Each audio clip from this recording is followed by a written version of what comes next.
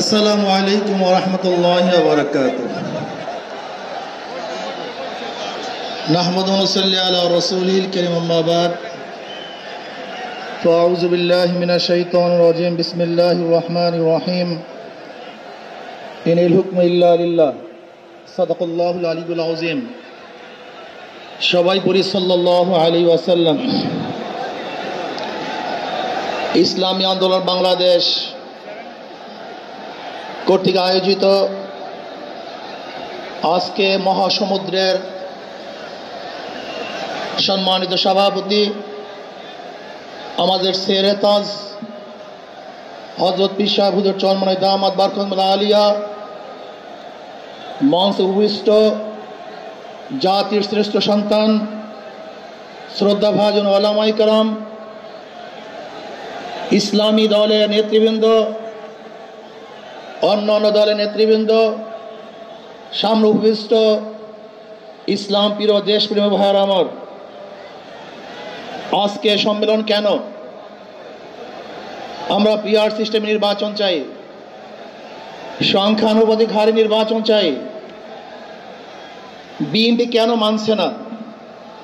BNP তো দাবি করেছে আমরা জাতীয় সরকার গঠন করব, এটা বিএনপির দাবি। আর জাতীয় সরকার গঠন করার জন্য সবচেয়ে ভালো পদ্ধতি পিআর সিস্টেম নির্বাচন।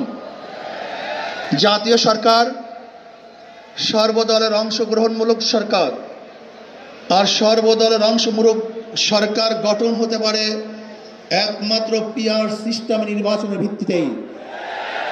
তাহলে কেন বিএনপি মানছে না? কারণটা কি আমি তো বুঝি না। অবশ্যই বিএনপিকেও পিআর সিস্টেমে নির্বাচন মানা উচিত। সংস্কার চাই। বিএনপি বলছে আমরা সরকার গঠন করে ক্ষমতায় গিয়ে সংস্কার করব। প্রথম প্রশ্ন হলো এই, আগামীতে বিএনপি ক্ষমতায় যাবেন, এই গ্যারান্টি আপনি কে দিয়েছে? আপনি কিভাবে ভেবেছেন যারা 91 থেকে 96 পর্যন্ত ফেল করার কারণে 96 ক্ষমতায় আসতে পারে নাই, আবার 2001 থেকে 2005 পর্যন্ত দেশ চালাবার কারণে 2008-এ তারা ক্ষমতায় আসতে পারে নাই। 2001-এ বিএনপি ইশতেহার ঘোষণা করেছিল, সেই ইশতেহারের মধ্যে 10%ও বিএনপি বাস্তবায়ন করতে পারে নাই। এমনকি 2001-এ বিএনপির ইশতেহারের 1 নম্বর শর্ত তারা পালন করতে পারে নাই। আমি বিশ্বাস করি আগামীতে ক্ষমতায় কে যাবে না যাবে আমি জানি না, কিন্তু বাংলাদেশের জনগণ কোন দুর্নীতিবাজ, চাঁদাবাজ, দখলবাজ, খুনিদেরকে আর ক্ষমতায় নিবে না।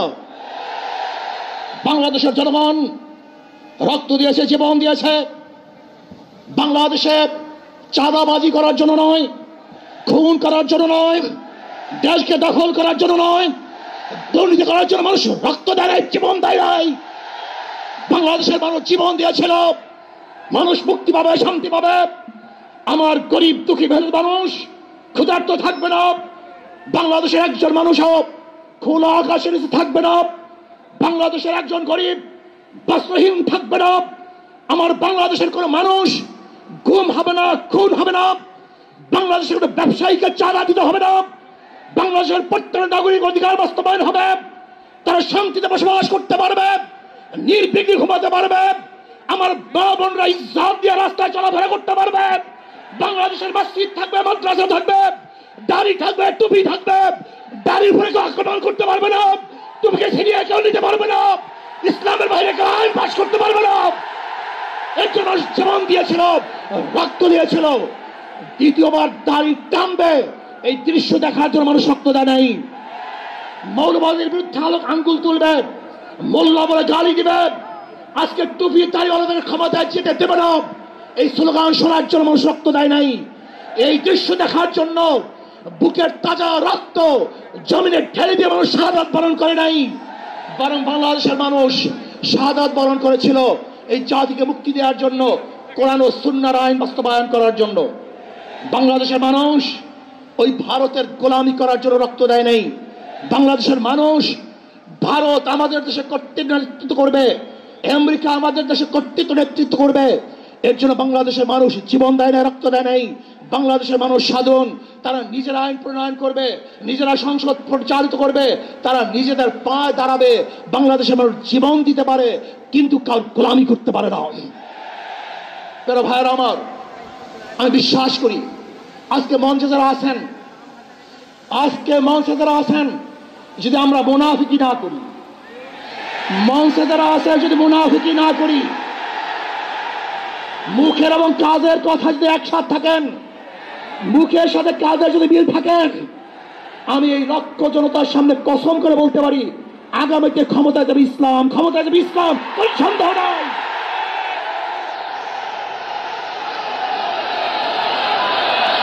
কিন্তু খবরদার যদি মুনাফিকি করি তাহলে এদেশের মানুষ সচেতন হয়েছে, এদেশের মানুষ সব জ্ঞানী হয়ে গেছে। বিশ্বাস করবেন না, একজন রিক্সাওয়ালা, ঠেলাওয়ালা, কুলি মজদুরের বক্তব্য শুনলে আমরা আশ্চর্য হয়ে যাই বাংলাদেশের মানুষ কত সচেতন, তারা কত সচেতন হয়েছে। যদি আমরা মুনাফিকি না করি, যদি আমরা ঐক্যবদ্ধ থাকি, বাংলাদেশে একটা বাক্স ইসলামের নামে দিতে পারি, যেরকম আমেরিকা এবং ওই জারস ইসরায়েল ইরানের আক্রমণকারী ভেবেছিল মুহূর্তের মধ্যে নিচ্ছিন্ন করে দিবে, কিন্তু আক্রমণ করার পরে দেখেছে ইরানের গুহার থেকে কোথার থেকে বোম মিজাইল চলে আসছে। আমেরিকা এবং ইসরায়েল যেরকম অনুভব করতে পারে নাই, বাংলাদেশের বুকে যদি একটা বাক্স দেওয়া হয়, বাংলাদেশের ঘরের থেকে এমন মিসাইল বের হবে, এমন বোমা বের হবে, গোটা বাংলাদেশ থেকে, গোটা দুনিয়া থেকে ইসলামের দুশ্মন থেকে ধ্বংস করে ফেলবে ইনশাআল্লাহ। ঐক্য হন, মুনাফিকি করবেন না, একসাথ হন, ঐক্যবদ্ধ হন, এইটা আমার মেসেজ থাকবে। যদি ঐক্যবদ্ধভাবে ক্ষমতার লোভকে সংবরণ করে, আমি ক্ষমতায় যেতে চাই না, ইসলামকে ক্ষমতায় নিতে চাই। আমি ক্ষমতায় যাইতে চাই না, কোরআন ও সুন্নাহকে ক্ষমতায় নিতে চাই। যিনি আদর্শ লালন করেন, এই নীতি আদর্শ যদি গ্রহণ করেন, ইনশাআল্লাহ নাসরুম মিনাল্লাহি ফাতহুন করিব, অবশ্যই সাবিরিন, সেই দিন আসতেছে। আমি দেখতেছি, মনে হয় আমার চোখের সামনে আমি দেখতেছি ওই সংসদের মধ্যে কলেমার কথা হবে, কোরআন ও সুন্নাহর কথা হবে, লা ইলাহা ইল্লাল্লাহ উচ্চারিত হবে। গোটা বাংলাদেশের মানুষ শান্তিতে বসবাস করতে পারবে, জুলুম থাকবে না, অত্যাচার থাকবে না, অবিচার থাকবে না। প্রত্যেকটা মানুষের প্রাপ্তি তাদের ঘরে ঘরে পৌঁছানো হবে। আজকে আমার মা বোনেরা মনে করছে ইসলাম ক্ষমতা আসলে আমাদের অবস্থাটা কি হবে। ইসলাম ক্ষমতা আসলে প্রত্যেকটা মা বোনের ন্যায্য অধিকারকে প্রতিষ্ঠিত করা হবে। ইসলাম ক্ষমতা আসলে আগামী 5-10 বছরের মধ্যে সমস্ত গরিবরা দরিদ্র সীমার উপরে চলে যাবে। ইসলাম ক্ষমতা আসলে 28 লক্ষ কোটি টাকা বিদেশে পাচার হবে না, দুর্নীতি থাকবে না, জুলুম থাকবে না, অত্যাচার থাকবে না, নির্বিচার কোনো মানুষ আর খুন হবে না, গুম হবে। ইসলাম ক্ষমতা আসলে শ্রমিকদেরকে তাদের অধিকার আদায়ের জন্য রাস্তায় নামার কোনো প্রয়োজন হবে না। ইসলাম ক্ষমতা আসলে কৃষক, শ্রমিক, মজদুররা তাদের অধিকারকে প্রতিষ্ঠিত করার জন্য ইসলামী সরকার তাদেরকে নিয়ে কমিটি গঠন করে তাদের প্রাপ্তি তাদের কাছে পৌঁছায় দেবে। আসুন ইসলাম হুকুমাত কায়েম করার জন্য আমরা চেষ্টা করব। আজকে আমাদের এই জনসভায় যশোর থেকে আমার কিছু ভাই আসার সময় তারা অ্যাক্সিডেন্ট হয়ে শাহাদাত বরণ করেছে। আল্লাহ তাদেরকে জান্নাতুল ফেরদাউস দান করেন। আমার অনেক ভাইয়েরা আহত অবস্থায় আছে, আল্লাহ পাক তাদেরকে সুস্থ করে দেন। আসুন আজকে জনসমুদ্রে আমরা আসছি, আমাদের টাকা নাই, পয়সা নাই, নিজের পয়সা দিয়ে এসছি, নিজের খানা খেয়েছি। এই জাতিকে, এই দলকে, এই কাফেলাকে গোটা দুনিয়ার কোনো পরাশক্তি পরাজয় করতে পারবে না, থামিয়ে রাখতে পারবে না। অবশ্যই ইনশাআল্লাহ আমরা বিজয় হব। আল্লাহ আমাকে এবং সবাইকে ইসলাম হুকুমাত কায়েম করার তৌফিক দান করেন।